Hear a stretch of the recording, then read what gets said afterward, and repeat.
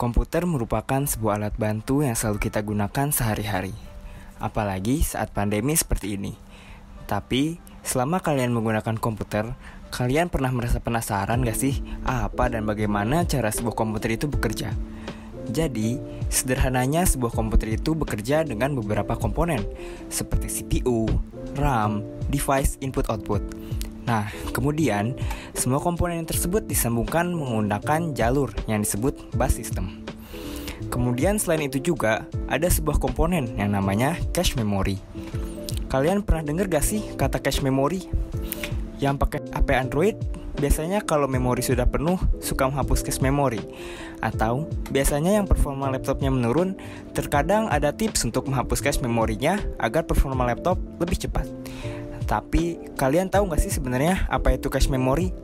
Jadi, cache memory itu adalah sebuah memori khusus yang sangat cepat, sifatnya temporary atau sementara.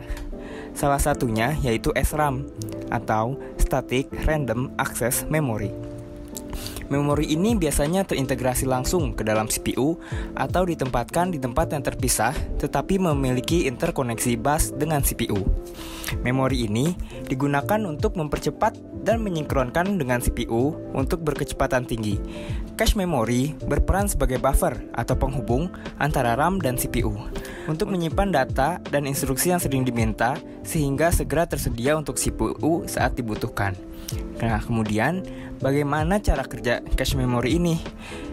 Cara kerja cache memory, pertama-tama jika sebuah prosesor membutuhkan suatu data, maka dia akan mencari pada cache memory. Jika data ditemukan, prosesor akan langsung membacanya dengan delay yang sangat kecil atau dengan performa yang cepat.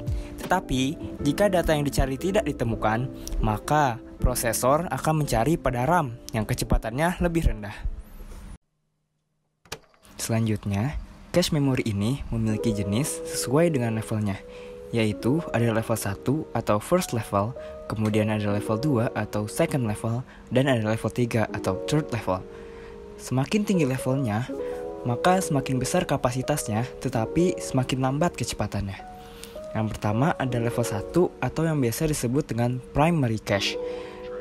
Primary cache ini terletak dalam prosesor itu sendiri. Dia bekerja sama cepatnya dengan kecepatan CPU. Cache memory ini memiliki kecepatan akses tercepat dibanding dengan level lainnya. Ukuran memori ini berkisar dari 8 KB, 64 KB, dan 128 KB. Kemudian ada cache level 2. Cache level 2 ini lebih lambat daripada cache level 1, tetapi memiliki kapasitas yang lebih besar, yaitu dari 256 KB sampai 2 MB. Cache level 2 ini disebut juga dengan external cache, karena cache ini terpisah dari CPU. Kemudian ada cache level 3 atau third level. Cache level 3 ini hanya dimiliki oleh prosesor yang memiliki unit lebih dari satu, misalnya dual core dan quad core. Fungsinya adalah untuk mengontrol data yang masuk dari cache level 2 dari masing-masing inti prosesor. Nah, kemudian proses penyimpanan dan pengambilan data dalam mekanisme kerja pada level cache memory yaitu, misal sebuah prosesor akan mengambil data, maka pertama kali data tersebut akan dicari pada level 1 cache atau primary cache. Bila data tidak ditemukan, maka akan diambil atau dicari dari level 2 cache. Kemudian, jika data tetap tidak ditemukan pada level 2 cache, maka data akan dicari di level 3 cache. Bila prosesornya memiliki unit lebih dari satu, seperti dual core dan quad core. Jika data tetap ditemukan, maka data akan dicari di memori utama atau RAM. Jadi, intinya, pengambilan data di level cache yang lebih tinggi hanya dilakukan bila di level cache yang lebih rendah data tidak ditemukan.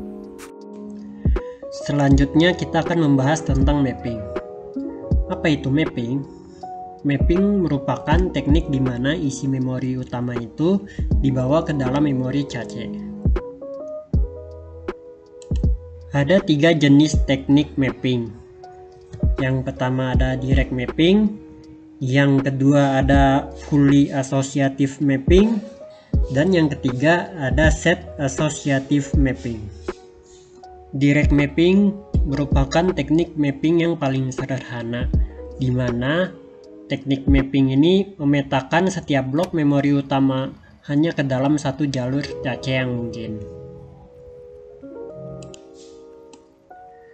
Nomor baris cache yang dapat dipetakan oleh blok tertentu memiliki rumus di mana nomor baris cache ini sama dengan alamat blok memori utama modulus jumlah baris dalam cache.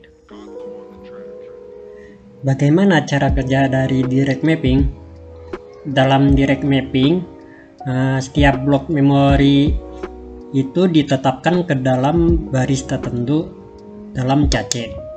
Jika sebuah baris sebelumnya ini diambil oleh blok memori, saat blok barunya ini perlu dimuat, blok lama tersebut akan langsung dibuang.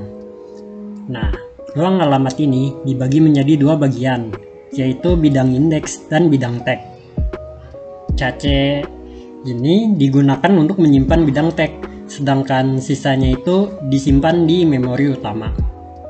Nah, performa dari direct mapping ini berbanding lurus dengan rasio hit. Untuk tujuan akses cache, setiap alamat memori utama ini bisa dilihat sebagai 3 bidang. Bitway yang paling tidak signifikan ini mengidentifikasi kata atau byte unik dalam satu blok memori utama. Di sebagian besar dari mesin kontemporer, alamatnya ini berada pada level byte. Sisa bit S ini menentukan salah satu dari 2 pangkat S blok dari memori utama. Nah, logika cache ini menafsirkan S bit ini sebagai tag bit SR atau bagian yang paling signifikan dan bidang garis R bit. Nah, bidang terakhir ini mengidentifikasi salah satu baris M sama dengan 2 pangkat R cache. Sekarang kita masuk ke teknik mapping yang kedua, yaitu fully associative mapping. Fully associative mapping ini merupakan teknik pemetaan di mana memori asosiatif ini digunakan untuk menyimpan konten dan alamat dari kata memori. Dalam fully associative mapping, blok apapun itu dapat masuk ke baris cache manapun. Hal ini menunjukkan bahwa bit kata ID ini digunakan untuk mengidentifikasi kata yang mana aja dalam blok yang diperlukan. Namun, tag menjadi sebuah bit yang tersisa. Hal ini memungkinkan penempatan kata apapun di sembarang tempat di memori cache. Nah, hal ini menunjukkan bahwa fully associative mapping ini dianggap sebagai bentuk mapping yang paling cepat dan paling fleksibel. Lalu, teknik mapping yang terakhir ini ialah set associative mapping. Set associative mapping ini merupakan teknik mapping yang disempurnakan dari direct mapping, di mana kekurangan dari direct mapping ini itu dihilangkan. Nah, set associative mapping ini mengatasi masalah kemungkinan penyampahan baris dalam metode direct mapping ini. Cara kerja dari set associative mapping ini ialah seperti yang sudah dijelaskan sebelumnya, bahwa set associative mapping ini mengatasi masalah yang ada dalam direct mapping. Hal ini dilakukan dengan mengatakan bahwa alih-alih memiliki tepat satu baris yang dapat dipetakan oleh sebuah blok dalam cache, kita akan mengelompokkan beberapa baris bersama-sama untuk membuat satu set. Nah, kemudian sebuah blok dalam memori ini dapat dipetakan ke salah satu baris dari himpunan tertentu. Nah, set associative mapping ini memungkinkan setiap kata yang ada dalam cache dapat memiliki 2 kata atau lebih di memori utama untuk alamat indeks yang sama.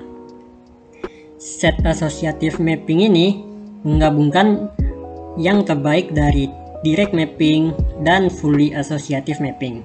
Dalam hal ini, cache terdiri dari sebuah set yang masing-masing ini terdiri dari jumlah baris. hubungan tersebut memiliki rumus yang sudah dijelaskan sebelumnya.